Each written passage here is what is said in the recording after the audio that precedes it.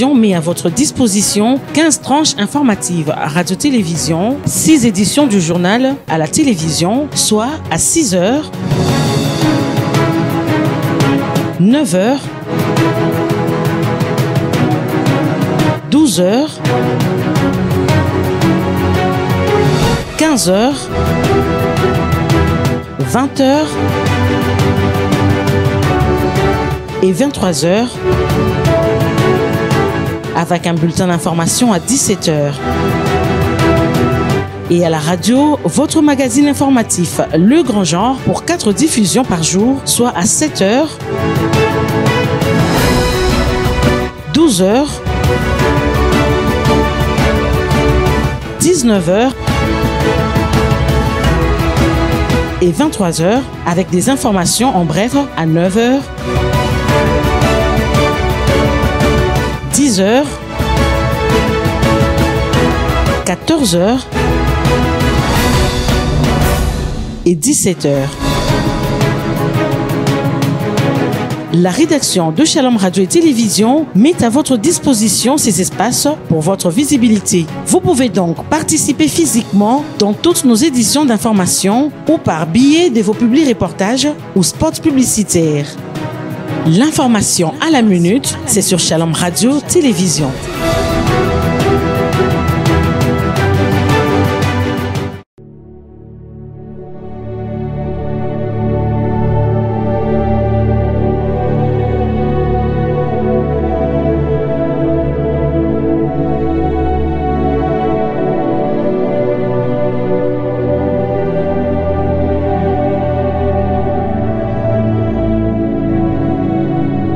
Je tiens à vous le dire, je ne serai jamais dictateur. La preuve, c'est que si j'étais dictateur, ceux qui le disent ne seraient pas ici au Congo pour le dire. Bon, mais en même temps, il ne faut pas confondre démocratie et anarchie. Absolument. Voilà. Donc, moi, j'ai passé les 3/4 de ma vie à me battre contre la dictature, contre les injustices et pour les libertés. Nous avons toujours refusé cela grâce à la clairvoyance de notre leader, Étienne Tshisekedi, d'heureuse mémoire.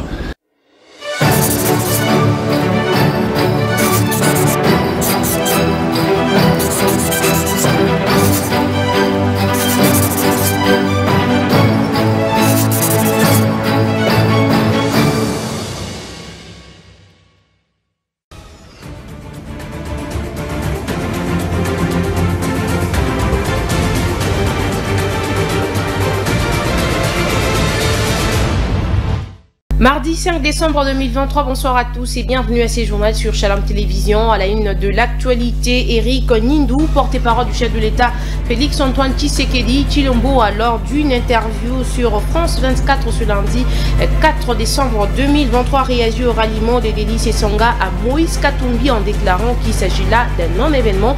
Déclaration à suivre dans ce journal. Échange ce lundi 4 décembre 2023 entre le président de la République et candidat numéro 20 Félix Antoine Tshisekedi Tshilombo et quelques potentiels électeurs lors de sa visite au centre d'appel de sa campagne électorale dans la commune de Galima à Kinshasa. Ils ont été accusés par le parti SID de Martin Fayulu d'avoir ourdi un complot contre ces derniers à Pretoria. Eux, ce sont les membres du parti politique Ensemble pour la République. Vous suivrez la réaction du secrétaire général du Ensemble pour la République quant à ceux. À travers une ordonnance présidentielle lue hier lundi 4 décembre 2023, la radio-télévision nationale congolaise, Justin Izoun Kaikiak, ancien administrateur général de l'ANER, a été nommé ambassadeur de la République démocratique du Congo au Congo-Brazzaville. Détail à suivre dans ces journaux. Et en Zambie, nous parlerons du rapport du gouvernement après la disparition des mineurs illégaux dans une coulée d'éboue depuis 2 jours maintenant. Et c'est tout pour les titres. Madame, Messieurs, place à présent au corps de votre journal. L'ancien administrateur général de l'ANER, Justin Izoun Kaikiak, a été nommé ambassadeur de la République démocratique du Congo au Congo-Brazzaville par ordonnance présidentielle en remplacement de Christophe Muzungu. Jean-Robert Djema nous en parle dans ses commentaires.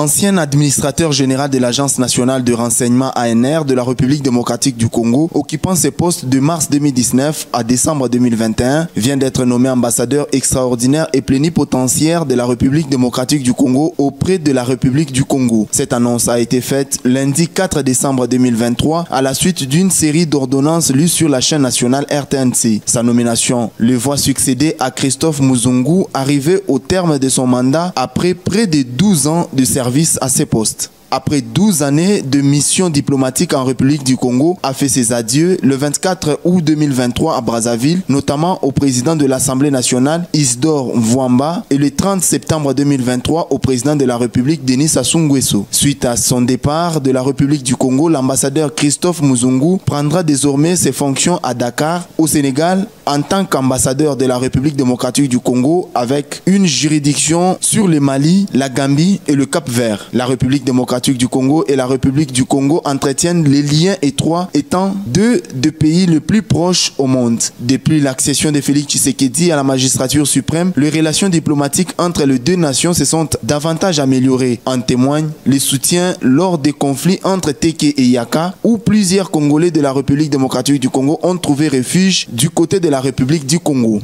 Le lieutenant-général Padiri Boulenda a été nommé coordonnateur national de la réserve armée de la défense en République démocratique du Congo à travers toujours cette ordonnance présidentielle lue ce lundi 4 décembre 2023 sur la radio-télévision nationale congolaise. Je vous prie de suivre les détails dans ces images. Le lieutenant-général Padiri Boulenda David a été désigné comme le nouveau coordonnateur national de la réserve armée de la défense en République démocratique du Congo. C'est là une ordonnance présidentielle diffusée lundi 4 décembre 2023 sur la chaîne nationale. Ces nominations font suite à l'adoption par le Parlement et la promulgation d'un projet de loi établissant la réserve armée de la défense en RDC. Ces textes législatifs précisent les conditions d'admission et des pertes de qualité des réservistes, structure et attribution de la réserve, ainsi que la rémunération, les régimes disciplinaires et juridiques. La réserve armée de la défense est constituée de plusieurs catégories de personnes telles que les militaires de carrière retraités et des services de sécurité, les démobilisés du service militaire obligatoire aux contractuels, ainsi que des volontaires civils engagés dans la défense du pays et de son intégrité territoriale en conformité avec les articles 63 et 64 de la Constitution. Les membres du corps de la réserve bénéficieront d'une formation et d'un entraînement spécifique et percevront un solde ainsi que des avantages similaires à ceux des forces armées de la République démocratique du Congo pendant leur période de service.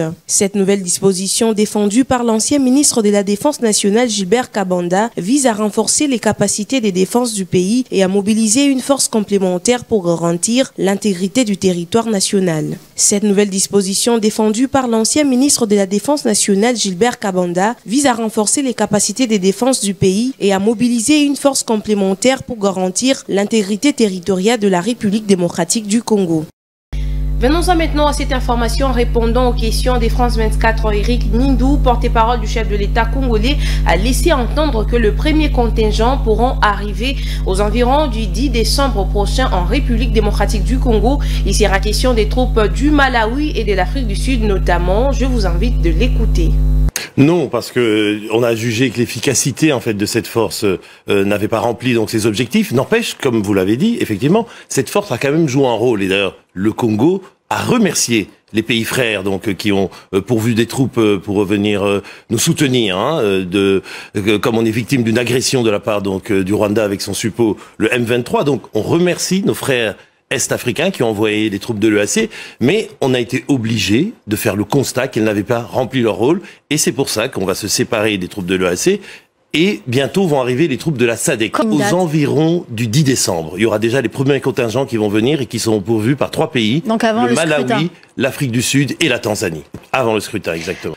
Mais la véritable force sur laquelle on compte pour stopper justement cette agression, c'est les FRDC, c'est-à-dire l'armée congolaise que le président Tshisekedi a contribué à recapaciter, donc à lui donner de la capacité pour qu'elle soit à même de pouvoir remplir sa fonction régalienne. La CENI avait déjà d'ailleurs dit qu'il y avait 2 territoires, le Massissi et Rutshuru, où il n'y aurait pas d'élection, mais il faut comprendre pourquoi il y a ces combats. Il y a ces combats parce que le M23 n'a pas respecté les engagements qui avaient été signés justement par tous les présidents de la région selon la feuille de route de Luanda. Le M23 devait déposer les armes, se retirer dans une portion du territoire bien définie et ensuite aller dans un cantonnement. Le M23 a refusé d'appliquer ça et d'ailleurs les combats qui se déroulent actuellement, c'est entre le M23 et ce qu'on appelle les Wazalendo, c'est-à-dire des patriotes congolais, des milices patriotes congolaises qui se battent pour défendre leurs terres. Toujours au cours de la même interview, Eric Nindou a réagi face au ralliement des délices et Sanga Moïse Katumbi. Les porte-parole du chef de l'État Félix Antoine Tshisekedi Tshilombo a déclaré qu'il s'agissait là d'un non-événement et que dire aux membres de son parti qu'il a été désigné comme candidat et s'est désisté sans revenir à sa base est un non-respect de ses électeurs. Je vous prie de les suivre. C'est tout, madame. C'est un non-événement. Le ralliement de l'État Sanga, c'est un non-événement. C'était déjà prévu puisque il n'est pas le seul, hein. Oui, il y en a 3 autres. C'est Seth Kikouni, Franck Diongo, je pense, et puis aussi Matata Pogno. Mais c'était déjà prévu. Et d'ailleurs, le fameux Denis Sesanga, quelqu'un qui a réuni un congrès, il y a quelques mois, de son parti, où il a dit aux gens de son parti qu'il a été désigné comme candidat, et là, il se désiste sans même en revenir à sa base. C'est un non-respect de ses électeurs et je pense qu'avec ce genre de personnes, Moïse Katumbi n'a pas beaucoup de chance. L'opposition, c'est pas l'opposition qui s'organise, c'est quelques individus, si je peux dire, qui se regroupent, une petite bande d'amis qui a envie de faire un petit coup entre eux.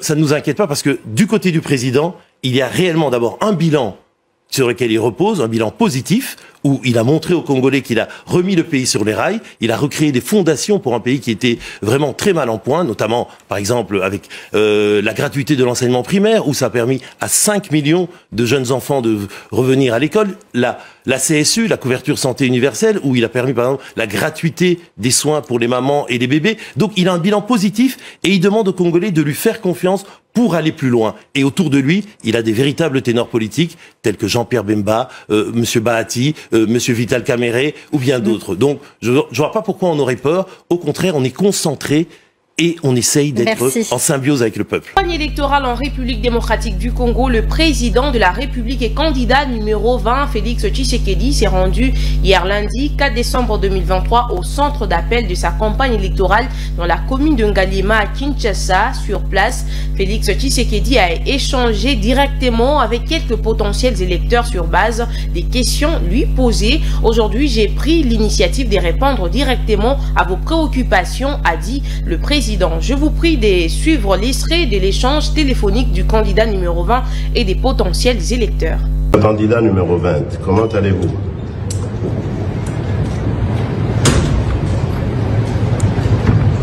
Bonjour Madame Viviane, vous allez bien?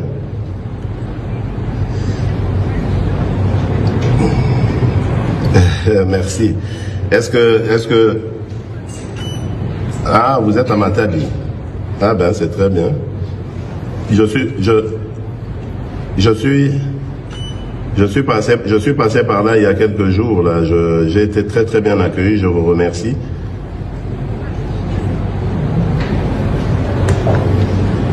Ah ok, d'accord, très bien. Ok. Ah bon.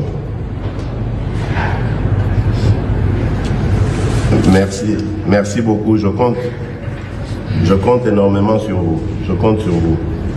Mobilisez-vous, quelles que soient les conditions météorologiques, mais mobilisez-vous. Il faut...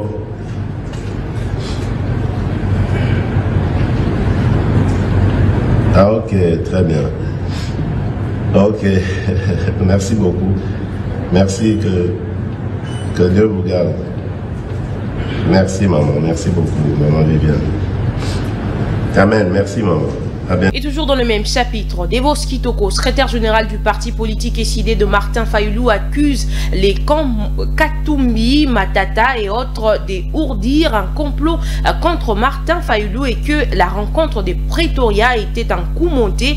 Monsieur Dieudonné Bolengetenge, secrétaire général du parti Ensemble pour la République, a été joint par votre rédaction. Voici sa réaction.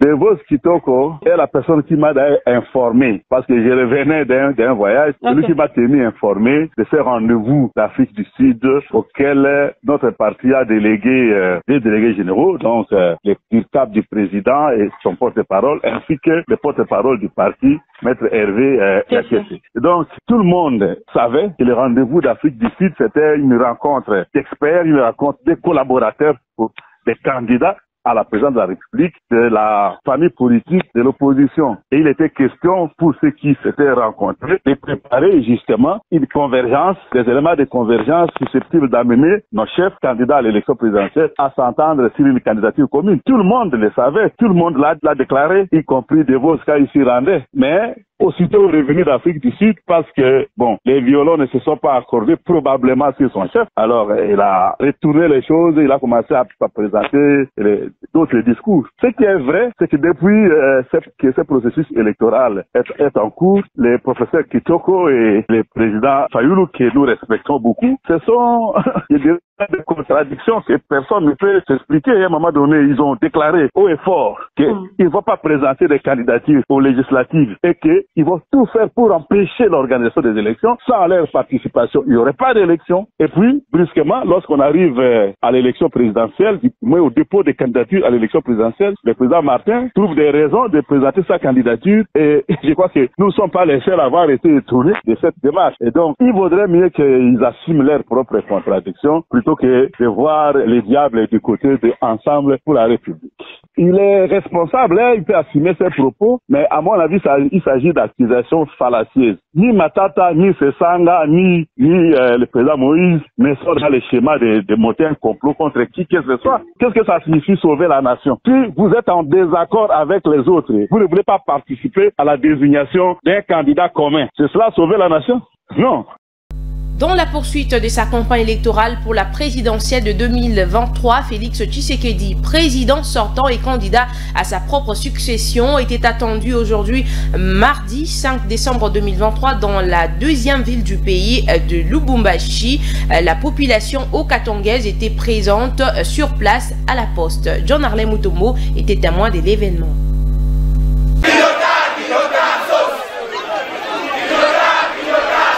Mobilisée comme un seul homme, la population de la ville de Lubumbashi dans le Haut-Katanga s'était rendue dans la matinée de ce mardi à la grande place de la Poste pour accueillir le chef de l'État sortant, Félix Antoine Tshisekedi Tshilombo, candidat à sa propre succession. Plusieurs drapeaux de différents partis politiques membres de l'Union sacrée ont été visibles, chantant, scandant le nom du chef de l'État, comme le dit Selouchoua.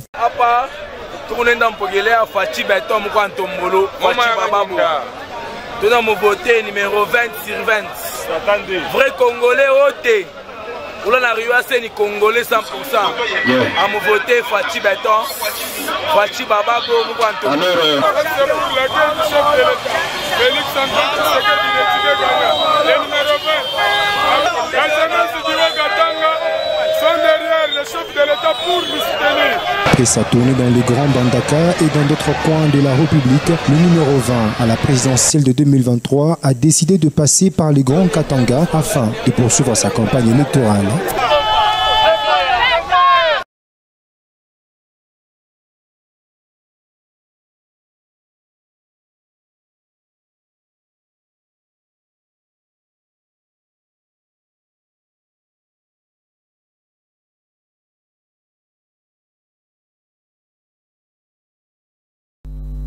Et toujours ici en province, poursuivons la campagne électorale de l'homme du social en action. Jean des Dieux Moulinda, son équipe mobile des campagnes s'est rendue ce lundi 4 décembre 2023 tour à tour au quartier Tabakongo, Chine, Kalebuka et Katuba pour la distribution des cartes vertes au numéro de l'homme Jean des Dieux Moulinda. Étaient témoins de l'événement Wivine Mougoli et Albert Famba.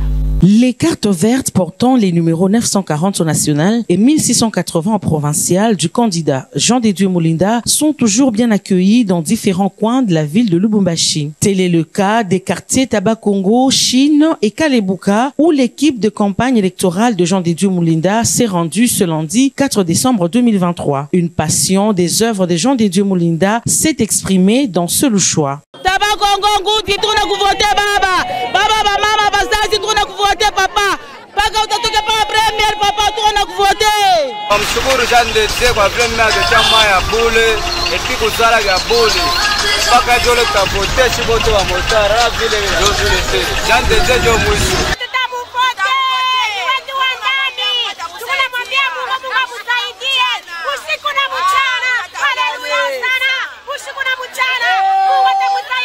Jande Mulenda hakuna bongo.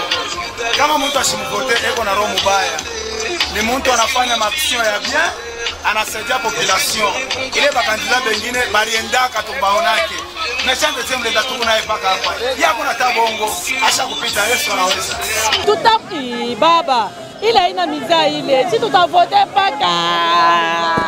De passage sur la rue Nsamba au quartier 5 ans dans la commune Katouba, une base soutenant l'homme du social en action s'était mobilisée dans l'attente des cartes vertes.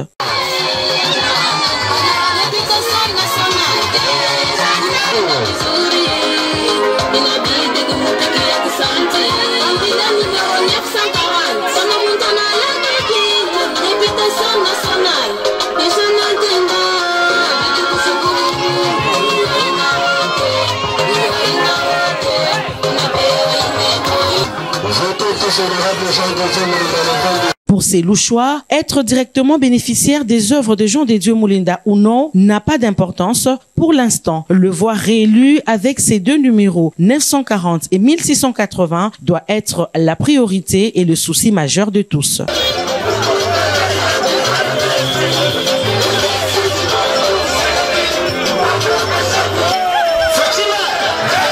Et dans la province du Maniema, à Kindu, chef-lieu de cette province, le gouverneur intérimaire du Maniema, Idrissa Mangala, a, au cours d'un point de presse ce lundi 4 décembre 2023, démenti toute implication dans les violences électorales ayant fait un mort à l'arrivée de Moïse Katumbi, nous dit Wivin Mugoli dans ses commentaires.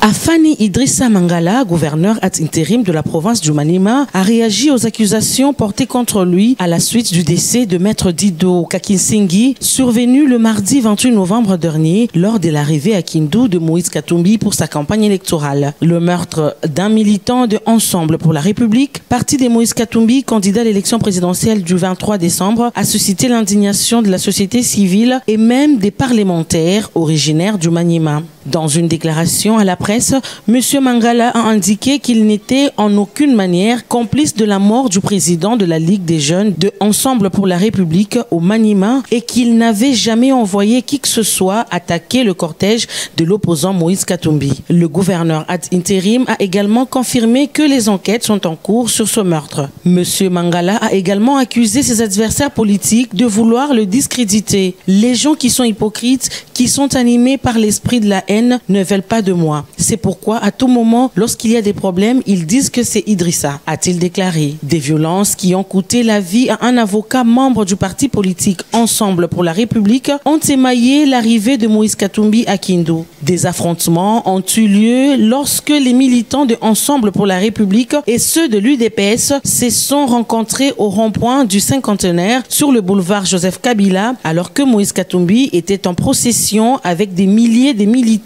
à destination de la place Mapon où il devait tenir son discours de campagne électorale. Et dans la province de la Chopo, plus de 3000 enfants de moins de 5 ans sont exposés à des maladies après les inondations à Isangui dans la province de la Chopo. Ces inondations ont fait plusieurs dégâts dans cette partie du pays. Trésor Kazadi nous en parle.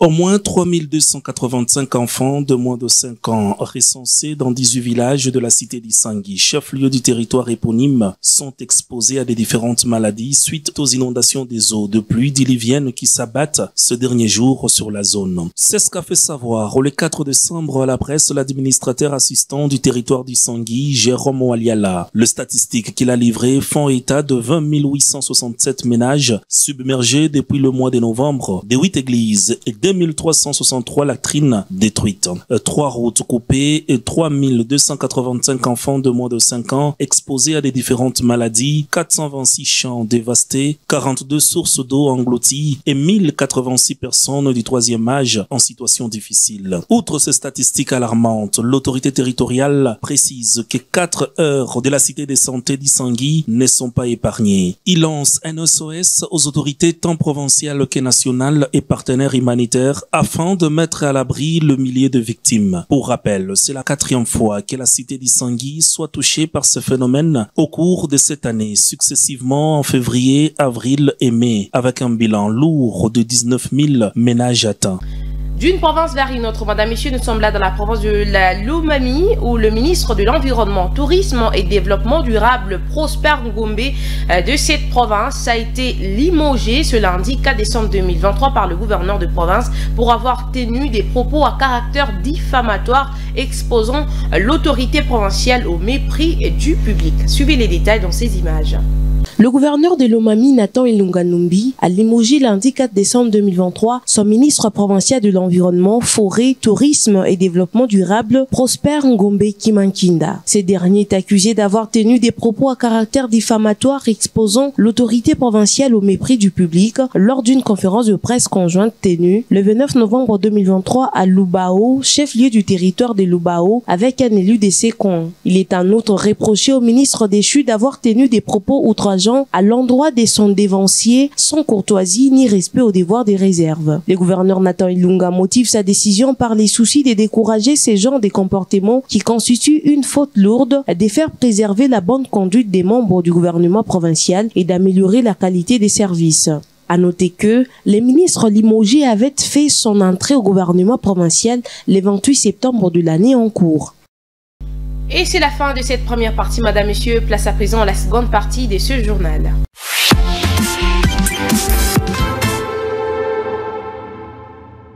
J'ai annoncé au sommaire les secours dépêchés pour venir en aide à une trentaine de mineurs illégaux portés disparus depuis 2 jours maintenant dans une coulée d'éboues en Zambie ne parviennent pas à les localiser, a rapporté le gouvernement hier lundi 4 décembre 2023. Africa News nous en parle. Le gouvernement zambien déclare qu'une trentaine de mineurs illégaux piégés sous les décombres après l'effondrement d'une mine sont toujours portés disparus. Une coulée de boue avait enseveli cette mine de cuivre. Les secours déployés depuis 2 jours pour retrouver ces mineurs ne parviennent pas à les localiser.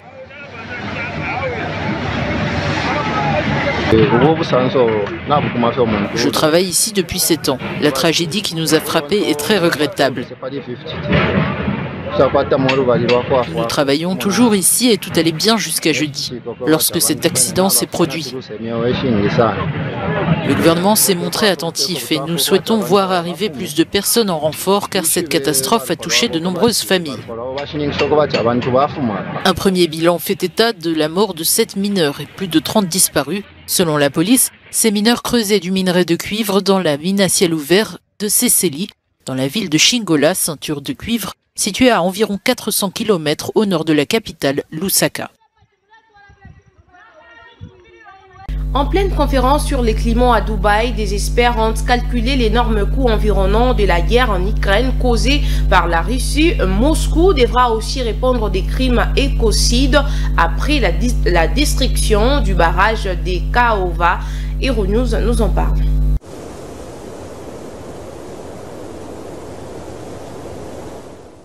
Le barrage de Kakhovka en Ukraine a été détruit en juin dernier.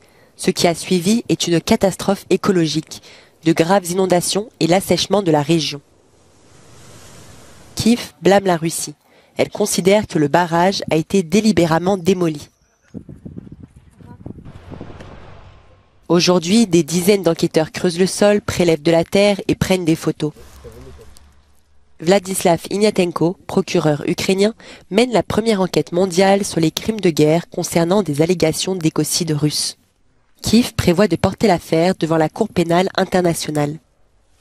Всі речовини, які були на поверхні, всі потоком води понесло далі по течії і розширило це на ґрунти. В подальшому ці всі забруднення осідають на землю, ґрунти їх в себе вбирають. Свійські тварини їдять внаслідок цього свою траву, чим харчуються свійські тварини.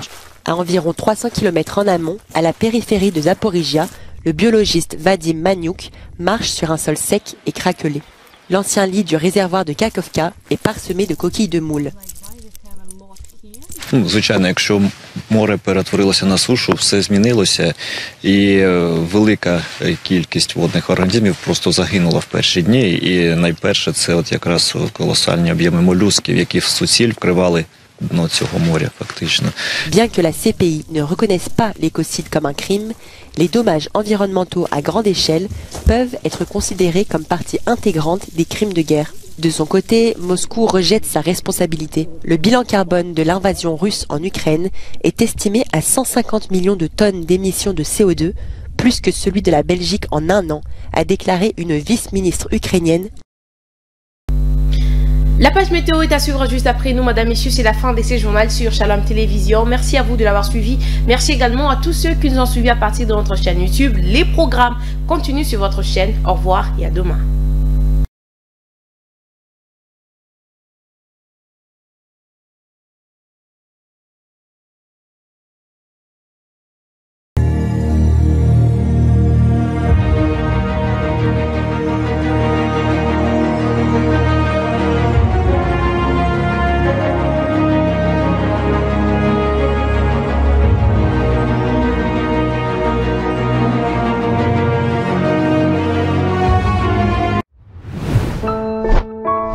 Abonnez-vous massivement sur notre chaîne YouTube Shalom Radio Télévision.